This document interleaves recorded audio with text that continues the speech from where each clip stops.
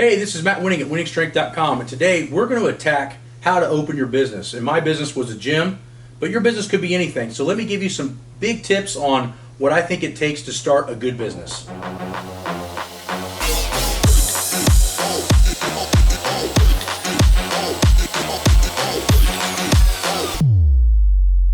The first step that you need to have is you need to be open small. And what does that mean? Keep your overhead low. So when you keep your overhead low, it lowers the stress down and it lets you adjust your passion and figure out which way your business is going to go. I'll give you an example. 2010, all I wanted to do was have my own facility. Now that was great, and we had a pretty good amount of attraction of people and clients.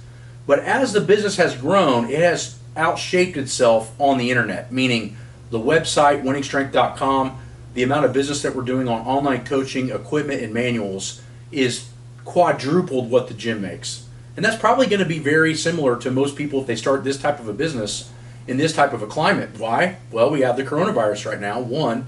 And two, if you open up a facility, you're probably only going to be able to attract people within a 20-mile radius. Anything farther than that, people are not going to drive or not consistent enough to make a business.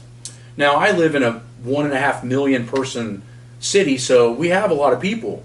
But in general, you're going to be lucky to get 30 to 50 clients out of, I'd say, 500,000 people. Why? People don't take training seriously. Now, how does this apply to your business? Well, wherever your business is, you don't know the area as well as you think you do. Everybody thinks, oh, if I had this great facility, or oh, if I had this, if I had this more education than somebody else, or I had world records, people are going to want to come. That's only partially true. At the end of the day, whatever you're passionate about sometimes isn't other people's passion. And that becomes very, very difficult to understand as a new business owner. So what you need to do is keep your overhead low and see where the business starts to adjust and adapt. That allows you to grow better and be able to feed your customers a lot better, whatever kind of information or products that you may be selling. So the trick is keep your overhead low, work that way. So that's step one. Step two, no matter what business you're in or how high your education is, never stop learning. So if you look at me, for example, I'm always posting some research articles occasionally, or I'll post a clip out of a research article. I'm always reading, I'm always studying, and I'm always trying to put out better and new information. I'm constantly learning. So even if you have a PhD or a doctorate, you need to be constantly updating yourself with new information. The hard part about that is that we feel that we don't need to pay for information because it's free. Well, in reality, a lot of times free information is not good information, meaning that you're not going to go to a Johnny Cochran or a big lawyer that charges $500 an hour and they're going to give you the same information as the shit you read on the internet, right? So the point is go to professionals and pay for professionals' information, because 25, 30, even in Michael Hearn's particular arena, 40 years of knowledge and experience far outweighs anything you're going to find free on the internet. But the point is never stop learning and surround yourself with people that have a growth mentality. Okay, the third thing I think is that we need consistency. Now, consistency is huge. Why? Because people don't have it these days. They want to do something right? I mean, you would be immensely surprised at how many emails we get or text messages if they have my personal number.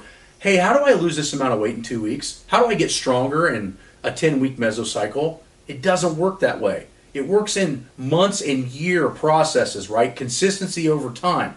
So if you're building a business, you should have the same thought process. Stay grinding, stay pushing, stay trying to constantly outreach and grow.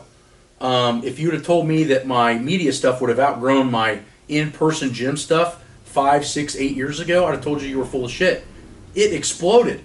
The point being was that I was posting videos on Instagram and Facebook, not really getting that many views or getting that many followers, and then all of a sudden it was like a steam train, right? Super slow to start, and then once it starts rolling, it's hard to stop. It just grows and grows and grows.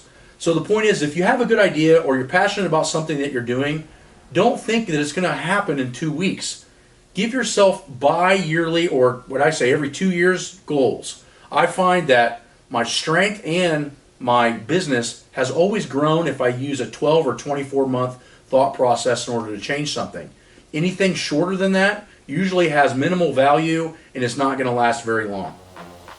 So those are some 3 key areas I think if you're trying to start a business or you're thinking about starting a business, or maybe you're starting to make mistakes. Step back and take a look. You know, am I spending less money and keeping my overhead low? Am I constantly learning, and am I trying to grind through as much as I can and just keep pushing?